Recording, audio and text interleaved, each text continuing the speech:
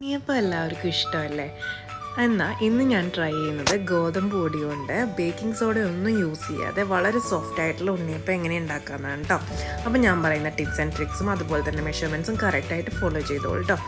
അപ്പോൾ ഇതിനായിട്ട് ഞാൻ 2 കപ്പ് ഗോതമ്പ് പൊടി എടുത്തിട്ടുണ്ട്. ഇതിലേക്ക് 4 പഴം എടുക്കുന്നുണ്ട്. പാളിങ്കുടം പഴമോ അല്ലെങ്കിൽ മൈസൂർ പൂവനോ യൂസ് ചെയ്യാം. 4 എണ്ണം നല്ല പഴുത്തതെടുക്കുക. അതിനുശേഷം ഒരു പാനിലേക്ക് 2 ടേബിൾ സ്പൂൺ നെയ്യ് ആഡ് ചെയ്ത് ഒരു 3 ടേബിൾ സ്പൂൺ നാളികേരം ഞാനൊന്ന് ജസ്റ്റ് ഗോൾഡൻ ഷെയ്ഡിൽ വറുത്തെടുക്കുന്നുണ്ട്.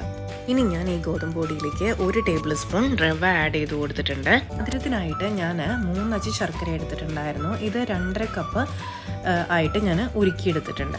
ഇതിൽ 1 കപ്പ് ആദ്യം ഇതിനകത്തേക്ക് ആഡ് ചെയ്ത് കൊടുത്തു. ഞാൻ നന്നായിട്ട് ഗോതമ്പ് പൊടിയും റവയും അതുപോലെ തന്നെ ശർക്കരപ്പാനിയും പഴം അടിച്ചതും കൂടി നന്നായിട്ട് മിക്സ് ചെയ്ത് കൊടുത്തു. അതിലേക്ക് നമ്മൾ വറുത്ത് വെച്ചിട്ടുള്ള തേങ്ങയും അതുപോലെ തന്നെ എള്ളും ഏലക്ക പൊടിച്ചതും കൂടി ആഡ് ചെയ്ത് കൊടുത്തിട്ട് നന്നായിട്ട് കൈ വെച്ച് തന്നെ മിക്സ് ചെയ്യാം കേട്ടോ. ഈ ഒരു കൺസിസ്റ്റൻസിയിൽ നന്നായിട്ട് മിക്സ് ചെയ്ത് ഒരു അരമണിക്കൂർ റെസ്റ്റിന് വയ്ക്കുക കേട്ടോ. അതിനുശേഷം ഞാൻ ഈ മാവിലേക്ക് ആവശ്യത്തിനുള്ള ഉപ്പും ബാക്കി ഉണ്ടായിരുന്ന ശർക്കരപ്പാനിയും അതുപോലെ തന്നെ 2 ടീസ്പൂൺ നെയ്യും കൂടി ആഡ് ചെയ്ത് കൊടുത്തിട്ടുണ്ട്. ഇനി ഇത് നന്നായിട്ടൊന്ന് മിക്സ് ചെയ്തെടുക്കുക കേട്ടോ. അപ്പോൾ ഞാൻ പാനിലേക്ക് വെളിച്ചെണ്ണ ആഡ് ചെയ്ത് കൊടുത്തിട്ടുണ്ടായിരുന്നു. അതുപോലെ തന്നെ 2 ടേബിൾ സ്പൂൺ നെയ്യും കൂടി ആഡ് ചെയ്ത് കൊടുത്തിട്ടുണ്ടായിരുന്നു കേട്ടോ. ഇത് നന്നായിട്ട് ചൂടായിട്ട് വരുമ്പോൾ മാവ് ഒഴിച്ച് നമുക്ക് നല്ല സോഫ്റ്റ് ആയിട്ടുള്ള ഉണ്ണിയപ്പം ഉണ്ടാക്കിയെടുക്കാം. അപ്പോൾ ഞാനിവിടെ 2 കപ്പ് പൊടിക്ക് 2.5 കപ്പ് ശർക്കരപ്പാനിയാണ് യൂസ് ചെയ്തത് ആകെ. അപ്പോൾ എല്ലാവരും ഫ്ലഫി ആയിട്ടുള്ള ഗോതമ്പ് പൊടിയുടെ ഉണ്ണിയപ്പം ഉണ്ടാക്കിയെടുത്തിട്ട് അഭിപ്രായങ്ങൾ പറയൂ കേട്ടോ. അപ്പോൾ വീഡിയോ ഇഷ്ടപ്പെട്ട like, share and save it for later.